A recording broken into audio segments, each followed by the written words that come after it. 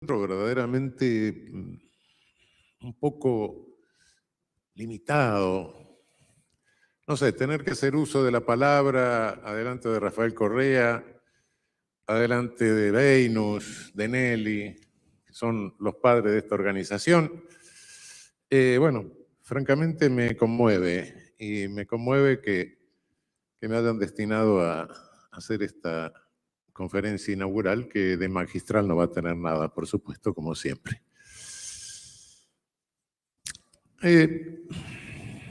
Gracias a la calurosa recepción y a la hospitalidad, que no es la primera vez que tengo el gusto de recibir la hospitalidad del Chaco.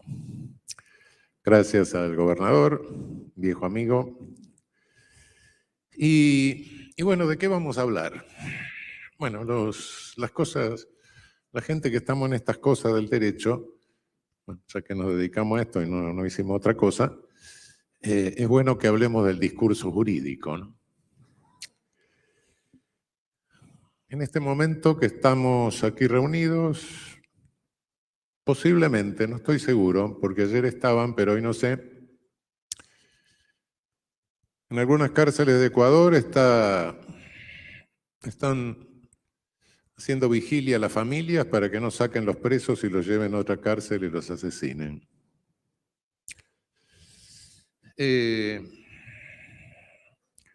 Esta es una anécdota más de nuestra realidad del sur. Realidad que por otra parte está plagada de prisiones con 200, 300% de sobrepoblación, prisiones en las cuales se aumenta permanentemente el número de presos, pero no el número de funcionarios. En consecuencia, los presos se hacen cargo del orden interno de la prisión. Naturalmente se hacen cargo bandas de criminalidad de mercado, mal llamada delincuencia organizada, que es un concepto que no comparto. Y bueno, de pronto bueno, entran en colisión por la hegemonía del control interno entre estas y se producen estos tremendos episodios de decapitados, castrados, eventrados, descuartizados. Nuestras prisiones en la región tienden a convertirse en campos de concentración. Más de la mitad de nuestros presos no están condenados, están en prisión preventiva, de modo que la prisión preventiva es la pena más frecuente que tenemos en la región.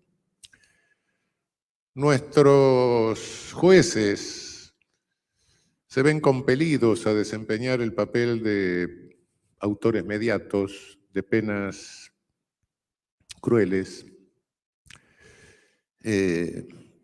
y quizás de torturas y hasta de homicidios. Y diría que están en un estado de necesidad exculpante, porque son amenazados por linchamientos a través de los medios monopólicos de comunicación social y también a través de políticos inescrupulosos que aprovechan esas circunstancias para obtener unos cuantos votos que de otra manera no saben cómo conseguir.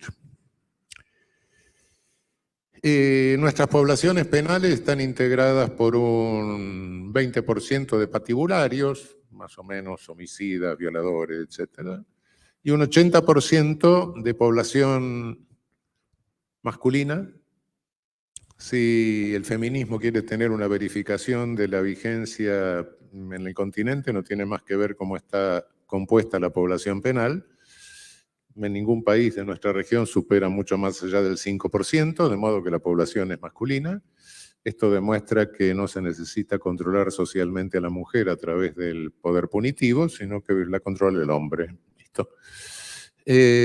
Por otra parte, en ese 95% de población masculina, dejando el porcentaje de patibularios, lo que tenemos son hombres jóvenes, menos de 30 años, provenientes de barrios precarios, llámese favelas, villamiserias, bohíos, etcétera, en cada pueblo jóvenes, o bien con escasa instrucción o nula instrucción, sin un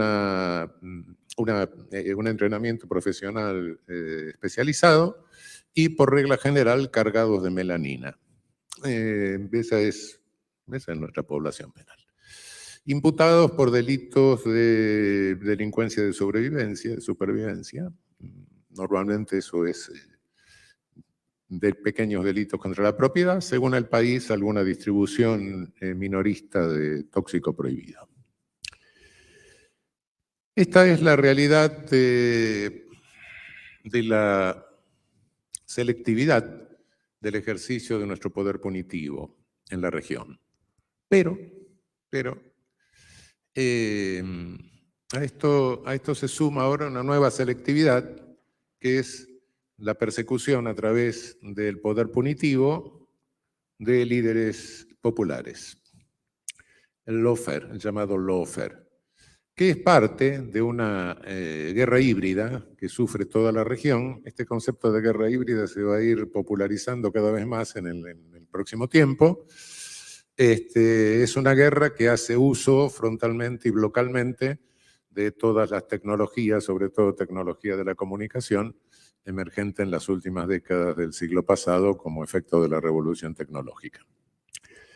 Bien, esta es nuestra realidad, es decir, una realidad del ejercicio del poder punitivo del sur que el norte no conoce, porque además es un ejercicio de poder punitivo que en gran mayoría es informal. El que predomina en el norte es un poder punitivo formal, más o menos habilitado o contenido por jueces. En el sur está predominando un ejercicio de poder punitivo a partir de policías autonomizadas, a partir de justiceiros, a partir de grupos de autodefensa, a partir de esa propia criminalidad de mercado y en algunos países algún genio que eventualmente está a cargo del Poder Ejecutivo ha degradado a nuestras Fuerzas Armadas a la condición de policía. Y entonces lo que tenemos es, no se deteriora nuestro Estado de Derecho para ir en el sentido de Estado de policía. Los estados de policía son estados muy jerarquizados, muy verticalizados. Nuestras cúpulas políticas son realmente débiles. Nuestras cúpulas políticas pasan rápidamente de la presidencia a la cárcel. De modo que no, lo que tenemos son menos estados, un debilitamiento de los estados. Un debilitamiento porque pierde el Estado las dos funciones esenciales de monopolio del poder punitivo y de monopolio de la recaudación fiscal. Esta informalidad del poder punitivo se traduce en una recaudación fiscal al margen del Estado. Uno lo llaman corrupción. Yo me prefiero limitarme a la función económica. Es recaudación fiscal al margen del Estado. Y naturalmente se le debilita también la defensa nacional, es decir, en los casos de algún delirante de estos. En consecuencia, lo que tenemos son estados debilitados. Los estados debilitados, naturalmente, son más fácil pasto del colonialismo. Y este colonialismo de la guerra híbrida es un tardo colonialismo financiero, distinto a las etapas anteriores, por supuesto. Bien, y frente a esto, ¿qué hacemos los académicos y qué hacemos los teóricos del derecho? Teorizamos, sí, exactamente, porque efectivamente, sí, pero estamos nosotros proporcionándole a nuestros jueces una doctrina, un discurso, una enseñanza que les permita confrontar con esta realidad. Y mi respuesta es claramente que no. Estamos o continuamos, perdonen que me refugie más en la disciplina nuestra, en el derecho penal, pero claro, es la que hace al manejo que se está haciendo del lawfare y de esta selectividad, etcétera. No puedo sustraerme a esto. Lo podría trasladar a otras ramas del derecho y lo podría trasladar incluso al propio discurso de derechos humanos.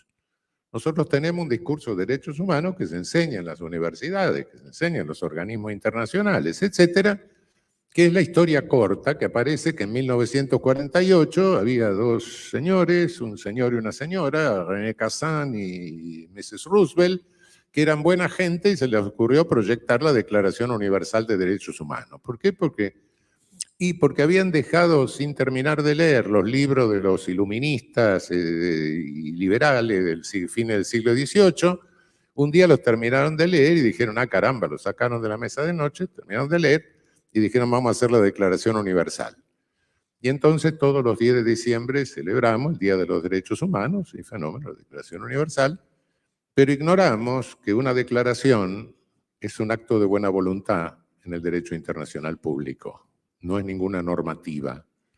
La normativa tardó 30 años a través de los dos pactos, el de derechos civiles y políticos y el de derechos económicos, sociales y culturales. Nada menos que 30 años se tardó en hacer ley internacional. Y entonces sí, bueno, la declaración se incorporó a la Carta de Naciones Unidas y tomó efecto normativo, vigencia normativa, etcétera, pero hasta entonces no. Y por otra parte, ¿será cierto que sí hubo, que estos señores de fines del siglo XVIII pensaron los derechos? Sí, efectivamente, unos cuantos tipos lúcidos, en medio de la lucha de la burguesía ascendente en Europa, pensaron estas cosas. Ahora, lo que es falso, si me cuentan otra historia y me dicen, de ahí bajó la civilización hacia el sur. No, cuidado.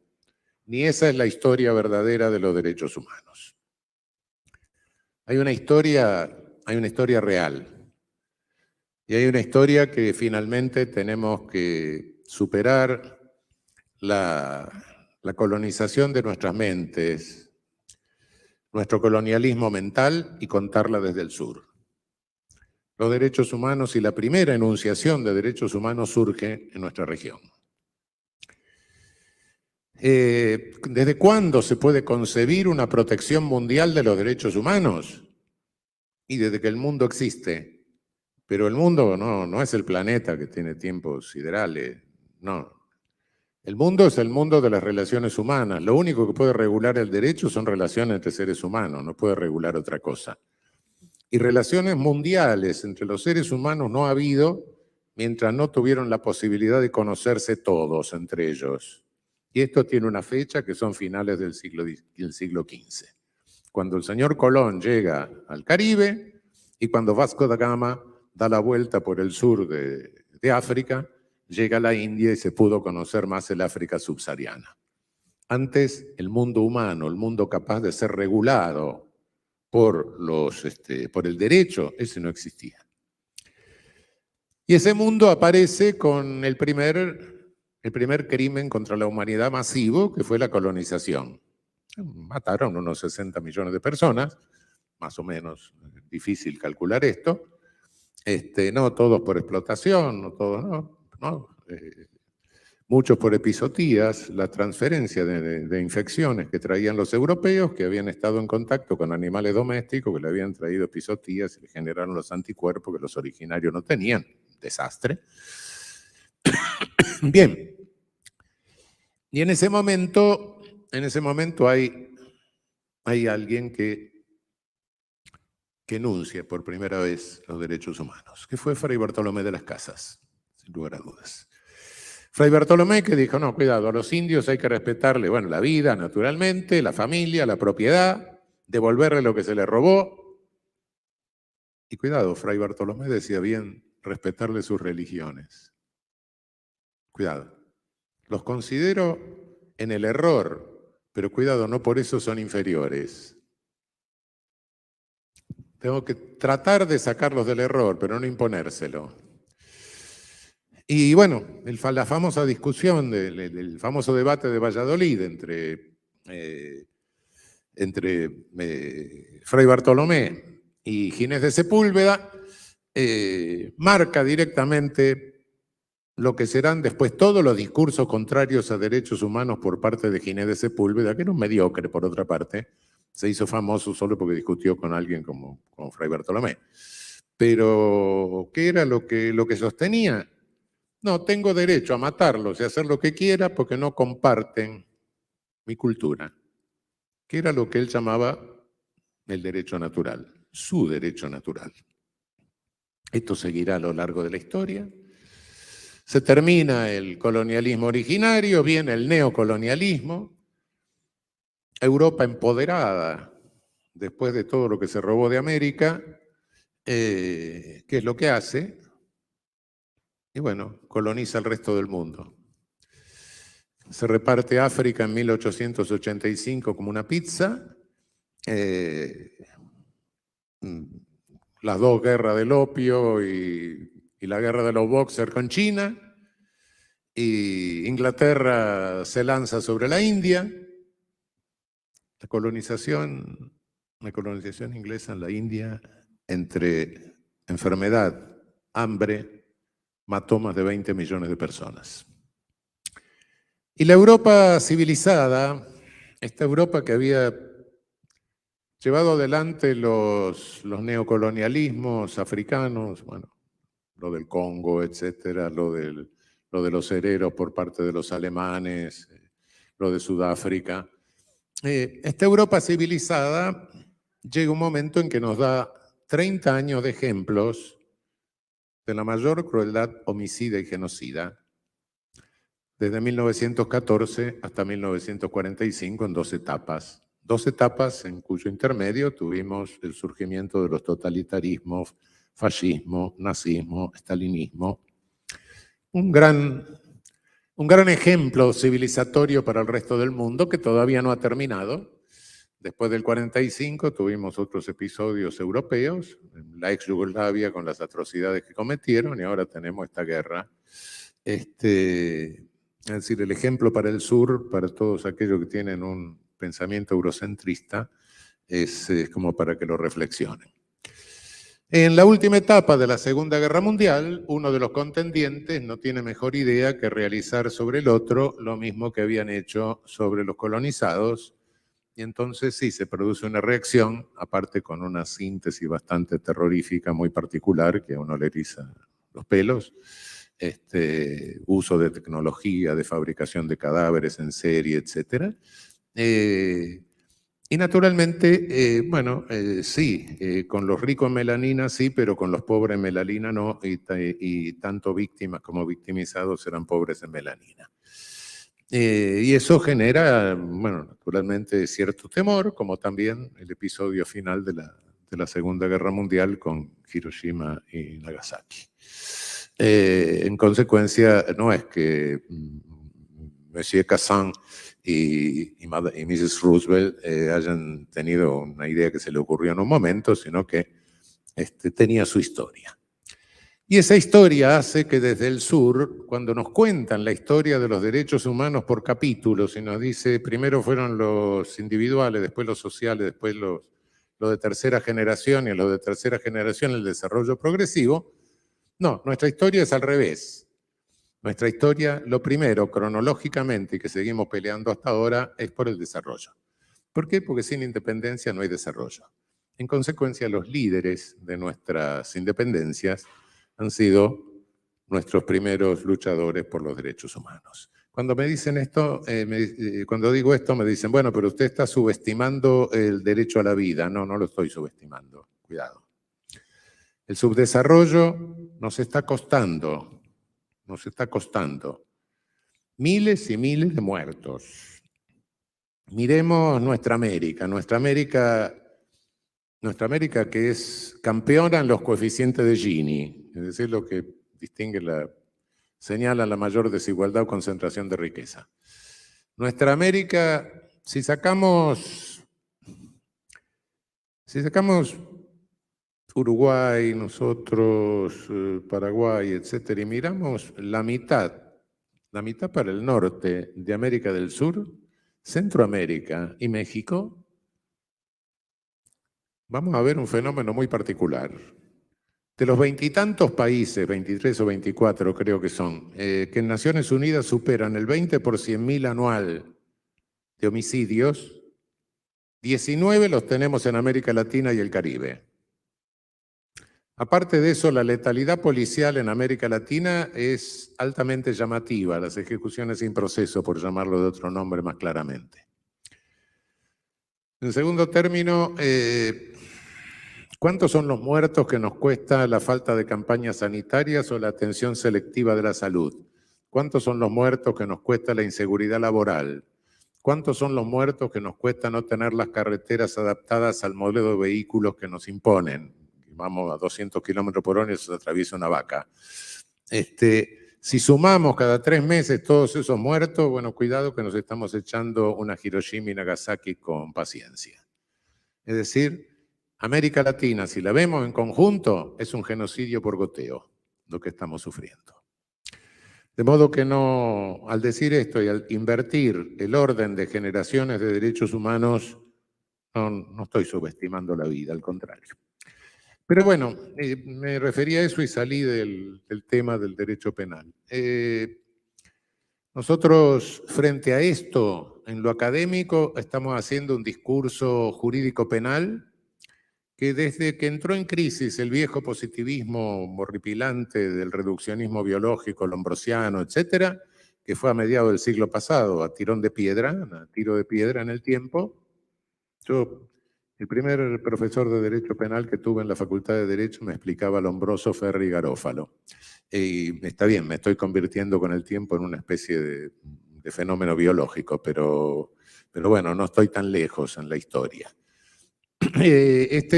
Al entrar todo ese positivismo grosero, biologista, etcétera, en crisis, fuimos a buscar el derecho penal al país donde estaba más finamente elaborado, que era Alemania, y sí, no podíamos hacer, la elección fue buena, no podíamos buscar otra fuente en otro país. El sistema anglosajón es extraño a nuestra tradición. Francia tenía un desarrollo muy elemental de la dogmática jurídico-penal. Italia estaba saliendo del fascismo, que le había inclinado a un positivismo legal muy manifiesto, y los italianos que estaban levantando el nivel estaban también mirando para Alemania, como Giuseppe Bettiol, toda esa gente. De modo que no, bien. Sí, pero ¿qué hicimos? Importamos discursos y sistemas de interpretación alemanes como si fueran sucesivos modelos de un aparato, de un artificio de la Volkswagen. Cada uno superaba al anterior, consideramos. Entonces lo fuimos vaciando de sentido político. Cuidado, que esto es obra nuestra, no de los alemanes. Sí, en Alemania hay una especie de tradición, de línea clásica de la interpretación de la dogmática penal, bastante coherente, a través de todo el drama de ciento y pocos años, en que Alemania pasa de ser un conjunto de principados y reinos a la unidad, que pasa al momento guillermino, el segundo momento del imperio, que pasa la Primera Guerra, que viene la República de Weimar, que viene el ascenso del nazismo, que viene el nazismo, que viene la derrota en la Segunda Guerra, que viene Alemania partida en 4 pedazos, que vienen 3 pedazos que organizan la República Federal y otro la DDR, y que viene la reunificación con la caída del muro. Todo eso pasó en 100 y poco de años. Una historia política dramática, y claro, el penalismo siguió en esa línea clásica, esa historia. Carl Binding, bueno, Die Normen und ihre Übertreffung, ¿qué era? Era un positivista jurídico. La legitimidad de la norma emergía de que había salido del Estado. Alguien dijo que era fascista. Sí, hay una gran similitud después con el derecho penal fascista, pero no, que era lo que se necesitaba. Era algo de Bismarck, había que solidificar, que fortalecer el nuevo Estado unitario que surgía. No unitario, de unidad quiero decir, era federal. Luego viene el momento de Guillermo II, que no quiere montar un Estado policial. Avanzaba la socialdemocracia y dice, bueno, vamos a hacer una serie de concesiones, y mete un keynesianismo antes de Keynes, y al mismo tiempo alguna legislación social de previsión, etcétera, de limitación de horario de trabajo y toda una cantidad de cosas. Es decir, opone de alguna manera la corporación judicial a la corporación policial. Y entonces esa es la época de Franz von Liszt. Franz von Liszt, ¿qué dice? Bueno, el derecho penal es la carta magna del delincuente. Hasta acá viene la fuerza para erradicar el delito. Aquí lo para el derecho penal. Franz von Liszt era un positivista también, en versión alemana, pero es lo mismo. Bueno, pero se cansan finalmente los juristas de estar sometidos a lo que decían los médicos, biologistas y todo eso, y entonces inventan el neocantismo. Y con el neocantismo, bueno, dicen, bueno, no, la realidad es caótica, me la ordenan los valores. Claro, no me dicen quién impone los valores, pero bueno, no importa. El que tiene la manija para imponer los valores, claro. Pero bueno, los valores ordenan, lo que se quedó fuera de no ordenado por el valor no lo tomo en cuenta. Y claro, esto permite hacer un sistema liberal, permite hacer un sistema autoritario, permite cualquier cosa. Todo depende de quién impone los valores y cuáles son los valores que ordenan. Y bueno, claro, hubo un neocantismo penal liberal, que fue Gustav Radbruch, que fue Max Ansmayer, fue el de la República de Weimar. Y luego viene la asunción del nazismo y hay una versión neocantiana del nazismo que es Edmund Metzger. Y luego viene la reconstrucción alemana con Konrad Adenauer. ¿Y quién es el penalista de la época de Konrad Adenauer? Hans Welzel. Y luego, bueno, Alemania se empodera y viene la socialdemocracia y vuelve a tener otro protagonismo en el concierto de Europa continental. Sí. ¿Y quién es el penalista de esa época que todavía sigue siendo el penalista epocal? Klaus Roxin. Esta es una línea clásica. Nosotros trajimos todos esos discursos, los fuimos a retirar de la aduana, le vaciamos el contenido político. Pero cuidado, los alemanes armaron cada uno de estos discursos conforme a la realidad política, social, económica de su momento, de su ser ahí en el tiempo y en el espacio. Nosotros copiamos los discursos, se los enseñamos a los estudiantes y aplíquenlo.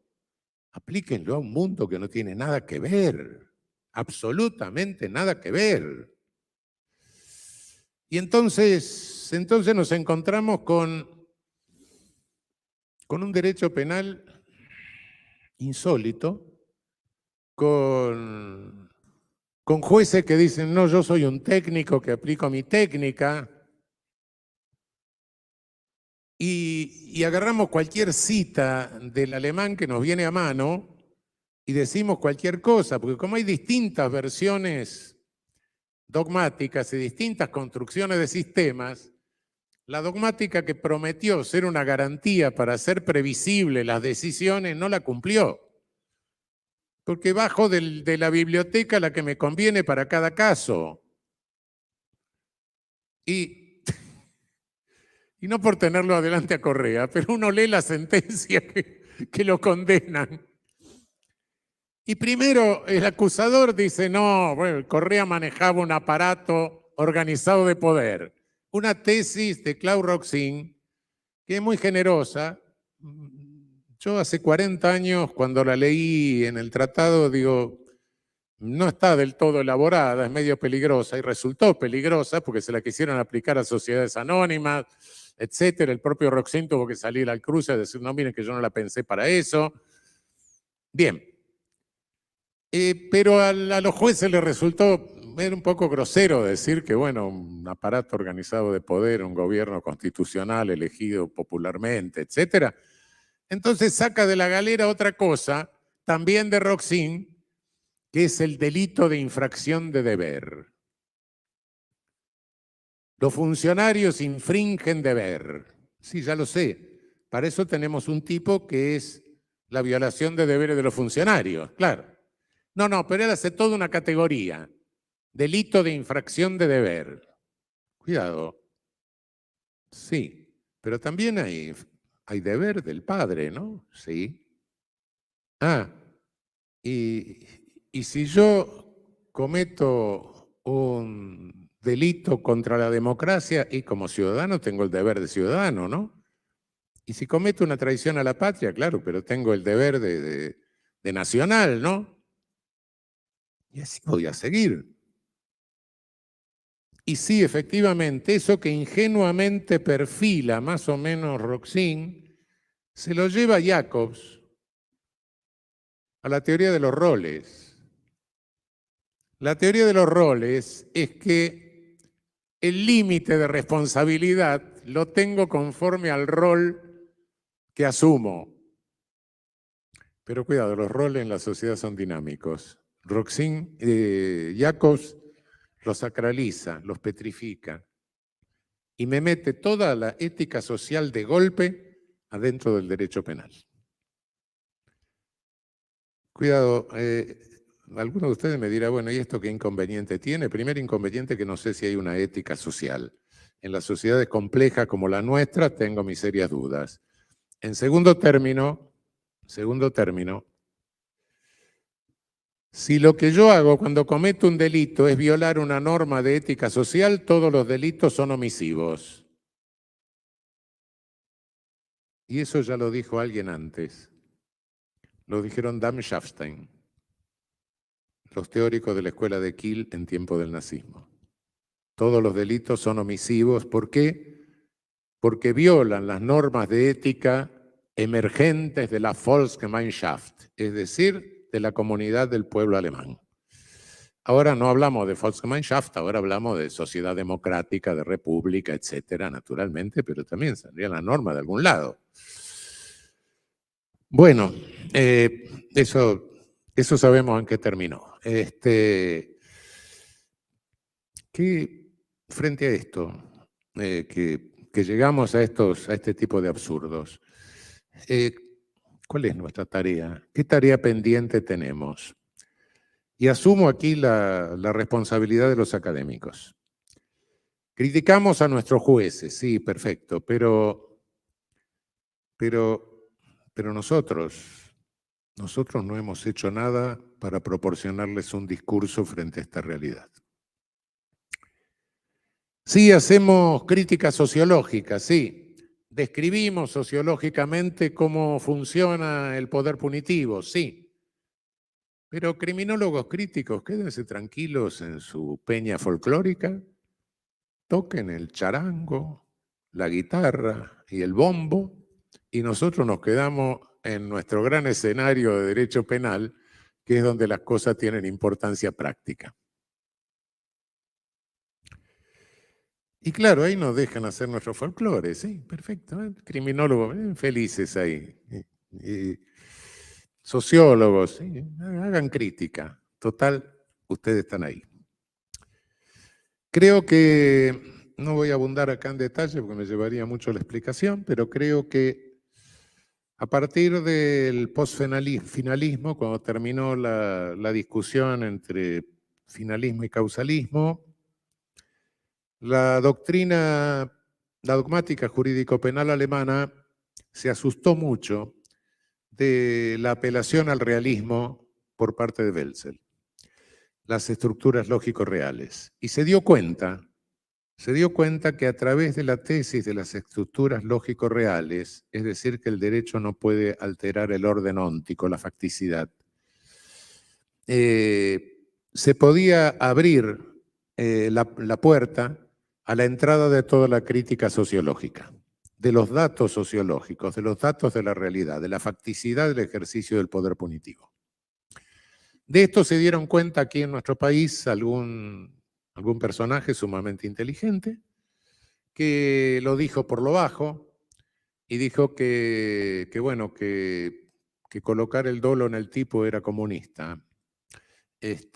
No, naturalmente lo decía por lo bajo en la época de Seguridad Nacional, cuando era un pequeño problema ese para quien era estigmatizado de esa manera, pero no se animó a escribirlo porque era demasiado sagaz. Pero hubo alguien que sí lo escribió.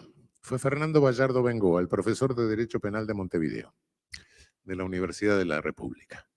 Que por otra parte fue ministro de Justicia de la dictadura y fue el único penalista de cierto vuelo que teorizó el derecho penal de seguridad nacional. Claro.